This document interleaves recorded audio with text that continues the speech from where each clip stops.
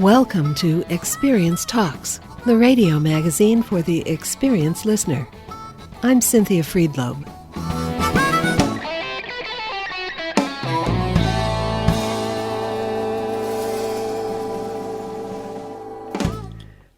Today's show features an interview with brilliant character actor Burt Young, followed by a reprise of a brief In My Experience commentary by me on the ephemeral nature of theater, first broadcast in 2009. Burt Young has remained consistently busy for decades, playing rough-around-the-edges types, often on the wrong side of the law. He was born on April 30th, 1940, in New York City, where he received his dramatic arts training under legendary acting coach Lee Strasberg at the Actors Studio. Young first garnered notice playing tough thugs in such films as The Gang That Couldn't Shoot Straight, Across 110th Street, Chinatown, and The Gambler. Sam Peckinpah cast Young as the getaway driver assassin Mac in The Killer Elite, and Young came to the attention of newcomer Sylvester Stallone, who cast him as future brother-in-law Paulie in the 1976 sleeper hit Rocky. Young received an Oscar nomination for the role, which he's gone on to reprise in 5 Rocky sequels. Currently, Burt Young has returned to the theater, where he's taken on the role of an aging mob boss in a new comedy written and directed by David Varial. The world premiere of The Last Vig will open January 14th in Los Angeles at the Zephyr Theater on Melrose for a 6-week run. For tickets, call the box office at 323-653-4667 or go to our website, experiencetalks.org, where you'll find a link to purchase as well as more information about the show. Now here's our host, John Semper Jr. with actor Burt Young. Welcome to Experience Talks. Thank you. First things first, I recently watched an interview with Denzel Washington, and he said that when he started acting, he didn't ever expect to be a leading man because he didn't see anybody on screen that looked like him. So he thought he was going to have a career in primarily in theater. When you started acting, what did you think your career primarily was going to be in? Did you see yourself on the big screen? Did you see yourself doing television? What were your thoughts when you started acting? You know what, really, I felt more like a writer when I started than a performer. I just wanted some attention, that's all. Mm-hmm. You were born in New York. Yes. And at what age did you decide that acting was something that you wanted to pursue? I was an old guy. I was like 28 years old, 27. Mm-hmm. And did you start studying immediately? I know you studied with Lee Strasberg. Yes, I did. I was trying to get close to this girl. She wanted to study with Lee, only she couldn't get in, you know. Uh-huh. I thought it was a woman. I didn't know who Lee Strasberg was. But I wrote a letter. I said, seriously, Lee, I don't know if acting has anything for me, or vice versa. But I'm treading water.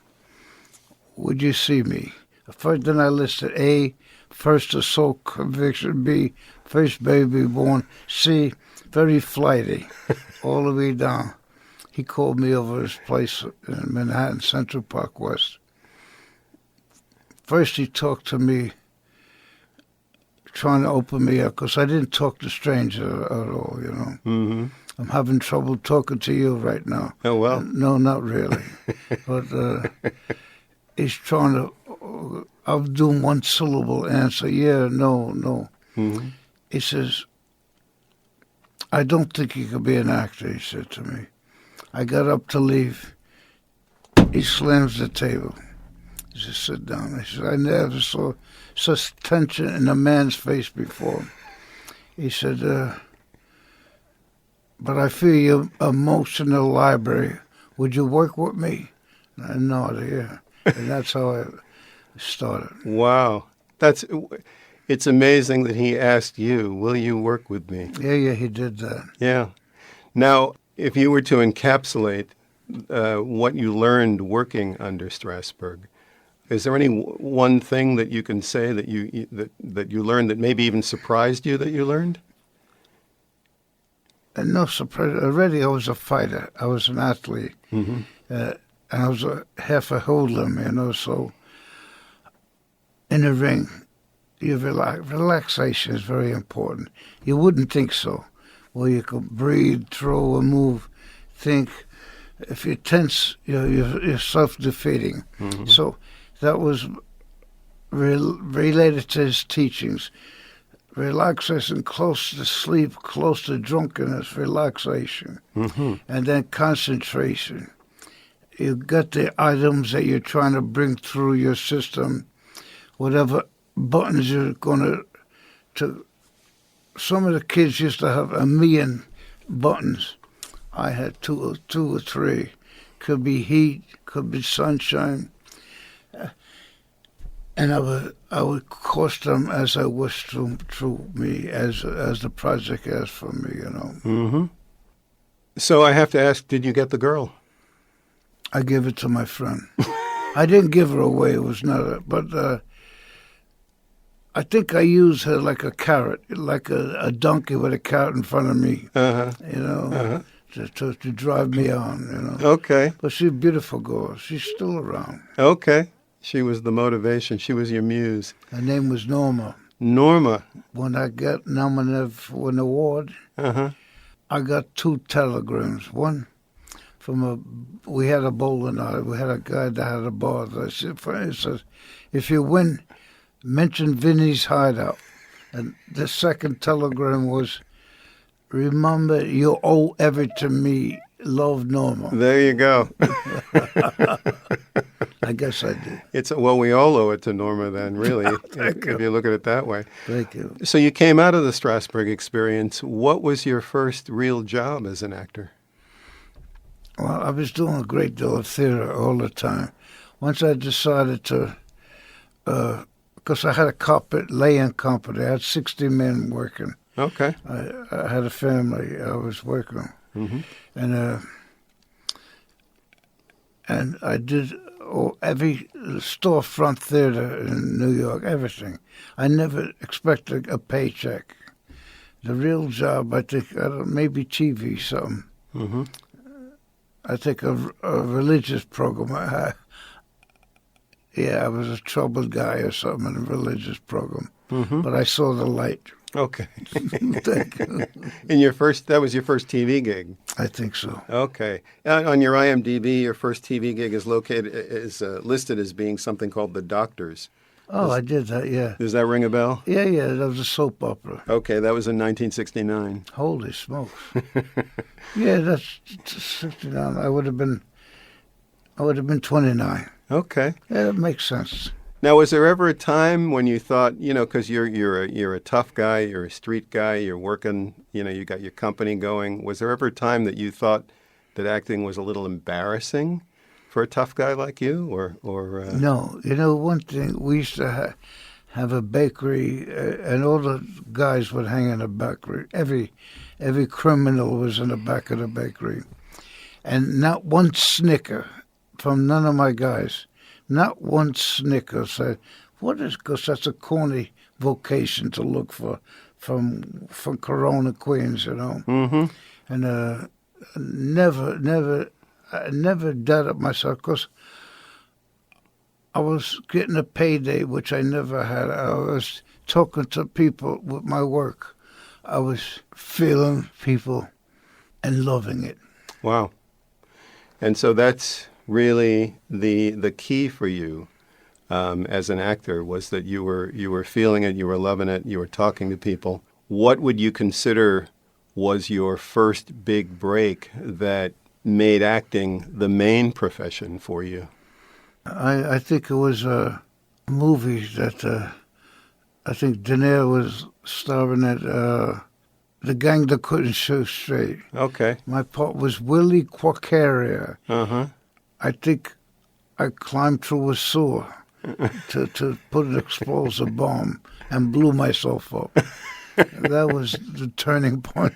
That was it. That was when you said, "This is my main vocation." No, I said, keep out of the sewers. I love it. I love it. Well, when I was coming of age and wanting to be a young filmmaker and get into the business, it was the 70s. And you were one of the most prominent character actors in the 70s. You were in arguably some of the most exciting movies. Number one among them would be Chinatown, which you open up. Yes, I did. Yes. Yours is the first voice we hear in that movie. Curly, yeah. You're groaning as he's watching the pictures of his wife. I was chewing the blinds, I remember. Yeah. So did you have any feeling when you did that film that was going to be a real classic? No, I thought I wanted a bigger part. Because I knew I was okay by that time. Mm-hmm. Okay to do the work, Yeah, sure. You know, what's interesting is it's a small part, but it's not a small part, but in terms of screen time, you're not on very long, and yet it's memorable. Thank you. I remember Curly. And well, when I did that, Jack was around, Nicholson. Yeah. I walked past, he says to me, "Thanks, buddy, you made me another 2 meal." Hey, that works. Chinatown was an extraordinarily important film, and also you were working with a very interesting director. You've had a history of working with really amazing directors.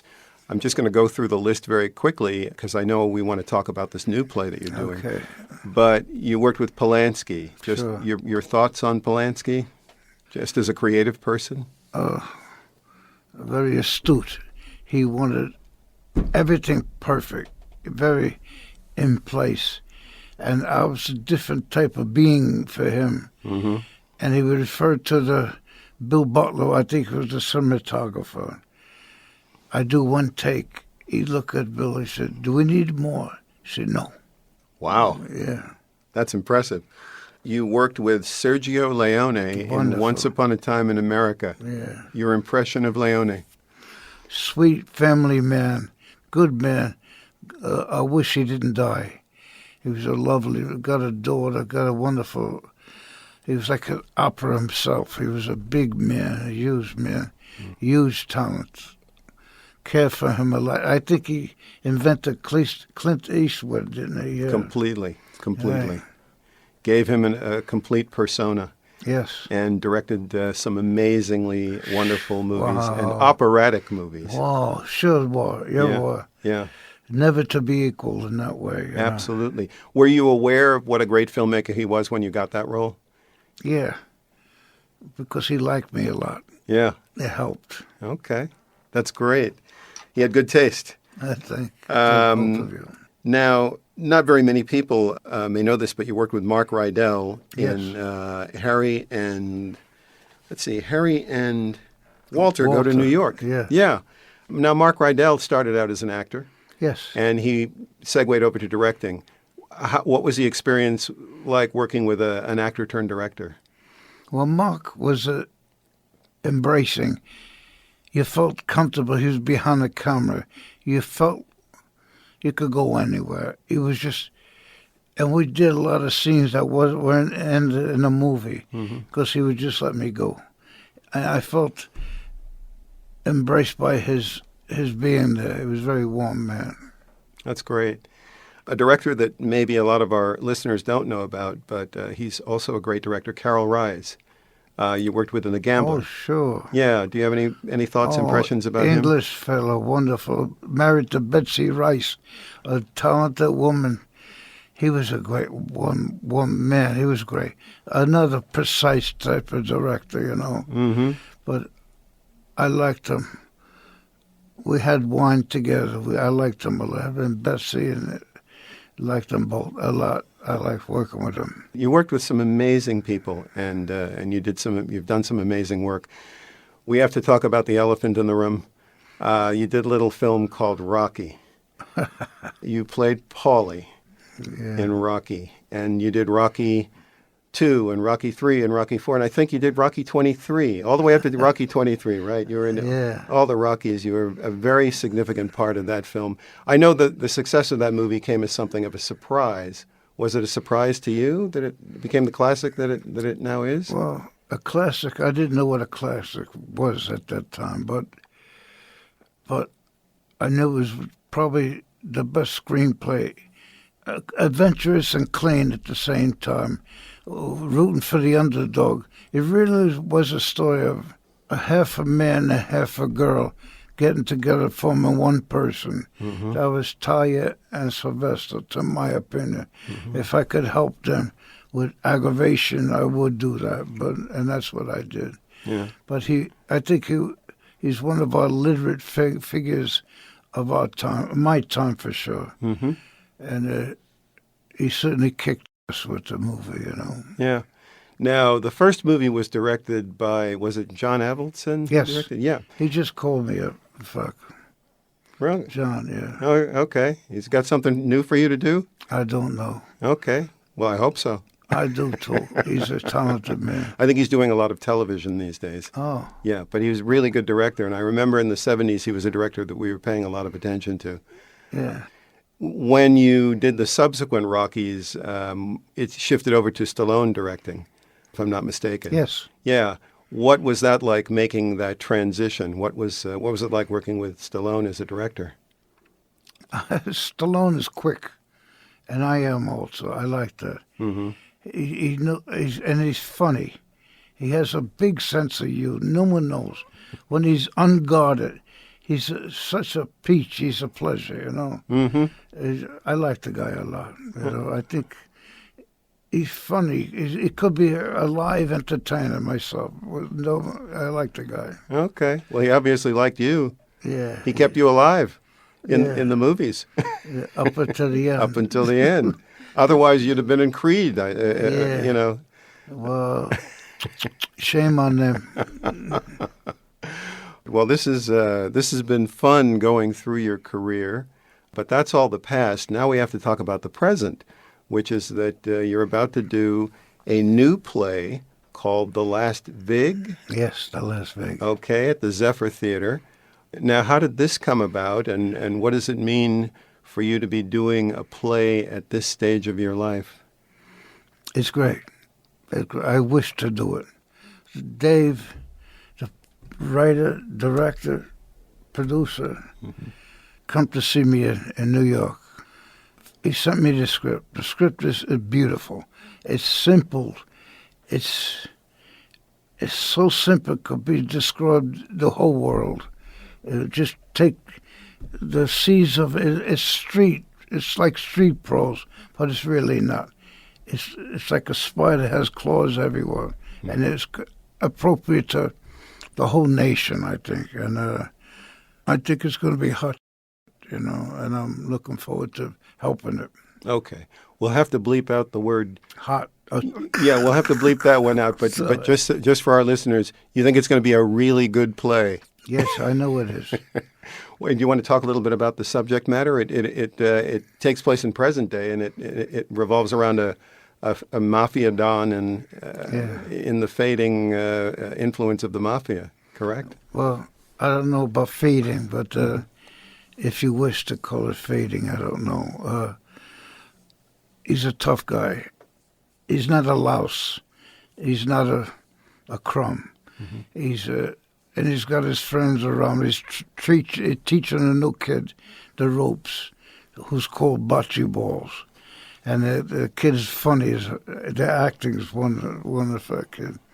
And in a short space of time, it's Joe, Big Joe, that's my character. Big Joe is having trouble. And then the police are leaning on him, sort of like the government, leaning on him. Greed. He's not greedy. He just gets by. He's got a wife he adores. You don't see her. She's just on the telephone.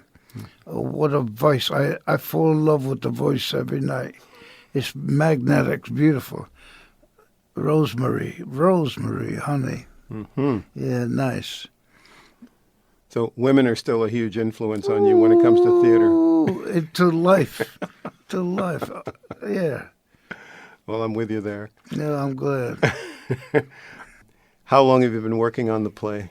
I Maybe 2 weeks, I think. I'm not sure. We're going to have a run-through tonight. Great. You're welcome. Well, thank you. Very much so. Yeah, I think you'll enjoy the work. The cast is wonderful, I believe. Nice. I'm looking forward to seeing it.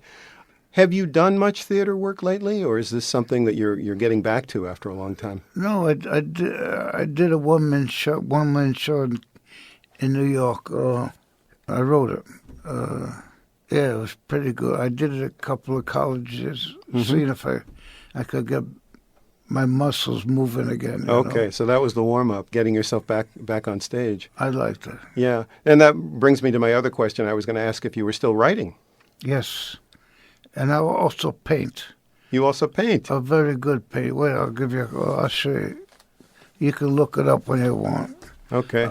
I'm pretty cool painting. Wonderful. Oh, you are?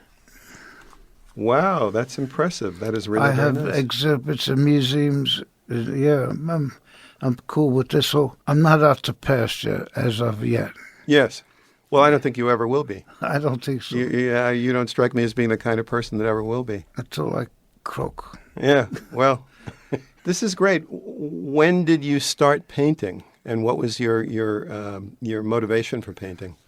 I painted since I'm 10, 11, 12. I won a contest in New York, Department of Contests for safety in the park, I think. There was no bicycle rod, no roller skating. I drew them, painted them. But my motivation usually is color, injustice, usually gets me, and women, of course.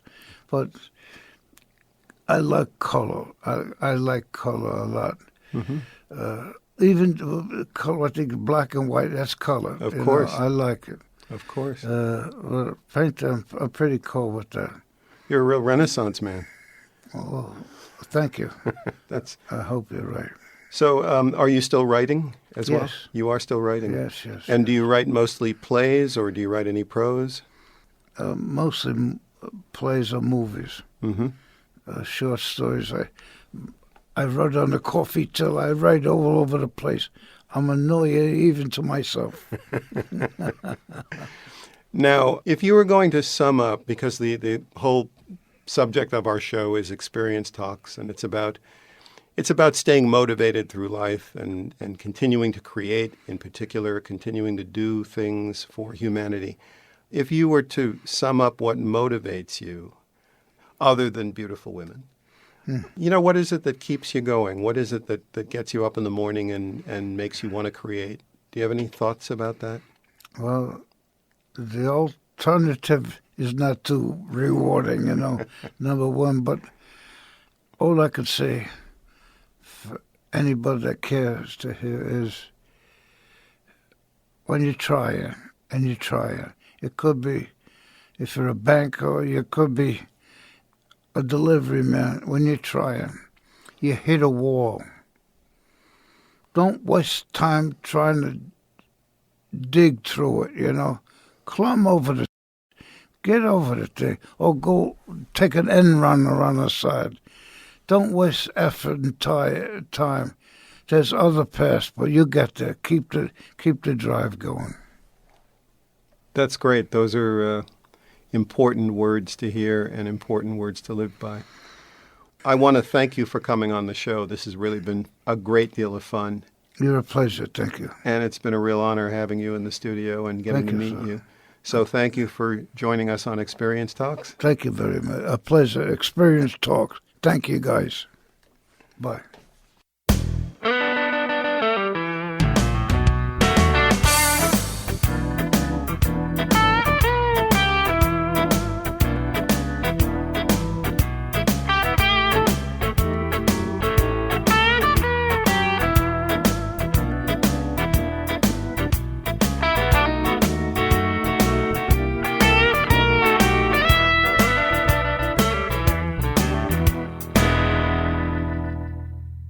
In my experience, a fabulous night at the theater is bittersweet. Live performances can be electrifying, but they are all too fleeting. When the curtain comes down, the moment is gone forever. But what a treat it is to have a signature performance captured on film, allowing an actor's defining stage role to be experienced by a much wider audience than those who can see the play. Who could forget the brilliance of Julie Andrews in My Fair Lady, Angela Lansbury in Mame, or Carol Channing in Hello, Dolly? Well, unfortunately, those of us who didn't see them on stage also didn't see them on film. Their roles in the film adaptations of those plays were given to Hollywood stars whose box office appeal was considered crucial to attract audiences. Now, it's not like the women in the films were slouches. Audrey Hepburn, Lucille Ball, and Barbra Streisand are undisputed talents, but casting them proved no guarantee of popular or critical acclaim. Audrey Hepburn was luminous in My Fair Lady, even though her singing was dubbed. But Mame and Hello, Dolly are far from the finest hours in the careers of Lucille Ball and Barbra Streisand. Luckily, some actors have reprised their iconic stage roles on film. Marlon Brando in A Streetcar Named Desire, Yul Brynner in The King and I. Before Hello, Dolly, Barbra Streisand starred on stage and screen in Funny Girl. But not all plays translate well to film, and even when they do, the audience experience is completely different. So it is wonderful on those rare occasions when the play itself lands intact on television and, with luck, on DVD, giving the public a taste of the original stage production. Many Stephen Sondheim plays are documented this way. Angela Lansbury once commented that she wants to be remembered most for her role in Sondheim's Sweeney Todd.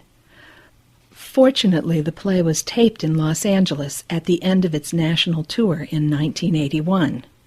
You can still see her performance as Mrs. Lovett on DVD and get a real feeling for the play rather than a film adaptation. There's something to be said for that. Watching a recording of a play may not duplicate seeing a show in the theater, but it's the only way we have to preserve and continue to enjoy what otherwise is truly a lost art. And that's our show. You can get more information about any of our guests and listen to previous shows on our website at experiencetalks.org. Experience Talks is produced by the nonprofit Engage, catalyzing the art of active aging. Thanks to the production staff at KPFK Radio, and thanks to you for listening.